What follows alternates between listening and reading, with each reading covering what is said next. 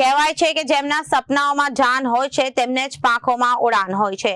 થાઈલેન્ડના Bangkok ખાતે યોજાયેલી પ્રતિષ્ઠિત મિસ્ટર એન્ડ મિસિસ યુનિવર્સ 2026ના ગ્લોબલ સ્ટેજ પર આવો જ એક રોમાંચક અને રૂવાડા ઊભા કરી દે તેવો ઇતિહાસ રચાયો છે।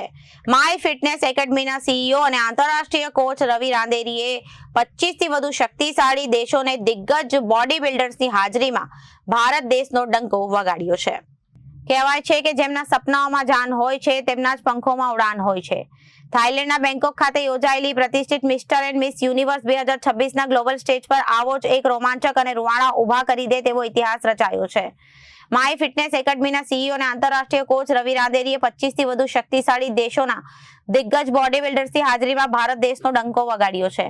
12, 13 અને 14 જૂન દરમિયાન બેંકોકની આવાના બેંકોક હોટલ ખાતે રમાયેલી હાઈ વોલ્ટેજ સ્પર્ધામાં અમેરિકા, જર્મની, ઇટાલી અને કેનેડા જેવા મજબૂત પ્રતિસ્પર્ધીઓ સામે કાંટાની ટક્કર હતી, પરંતુ ભારત પુત્ર રવિ રાંદેરી સામે કોઈ ટકી શક્યું નહીં।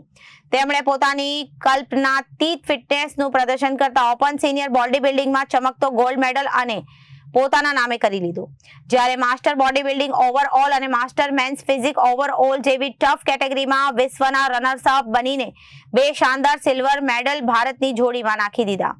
World body building federation WBBF અને Indian body building federation IBBF સહિત વિશ્વના 6 જાયન્ટ ફેડરેશનના સહયોગથી આયોજિત આ મેગા ઇવેન્ટમાં ફિટનેસ, ફેશન અને અદ્ભુત યુનિટીનો નજારો જોવા મળ્યો હતો, પરંતુ ચમકતા મેડલ્સ પાછળની કહાની લોહી અને પરસેવાથી લખાયેલી છે। સ્ટેજ પર પગ મૂકતા રવિ પહેલા રાંદેરીએ એક જ વાત કરી હતી કે યા તો જીતુંગા યા તો મરતે દમ તક લડુંગા। તેઓ તેના ખરેખર લડ્યા। આ સફર બિલકુલ આસાન ન હતી। કેમેરાની પાછળ અસહ્ય શારીરિક પીડા હતી, રાતોની ઊંઘ ગાયબ હતી, કડક ડાયટ અને ક્લિયર વર્કઆઉટના કારણે શરીર ઘણીવાર સાથ છોડી દેતો અને તેઓ બેભાન પણ થઈ જતા। હાર ન માનવાની તેમને જીદ આખરે 1 ગોલ્ડ અને 2 સિલ્વર મેડલ બનીને થાઈલેન્ડના આકાશમાં ચમકી ઉઠી। મેડલ જીત્યા બાદ એક વિશેષ નિવેદનમાં રવિ રાંદેરીએ પોતાની લાગણીઓ ઠાલવતા જ્યારે હું તિરંગો ઓઢીને સ્ટેજ પર ઊભો હતો ત્યારે મારી આંખોમાં ખુશીના આંસુ હતા અને છાતી ગર્વથી ફૂલી ગઈ। આ મેડલ્સ માત્ર ધાતુના ટુકડા નથી, પણ લોહી પરસેવો એક કરીને જોયેલા સપનાનું પરિણામ છે।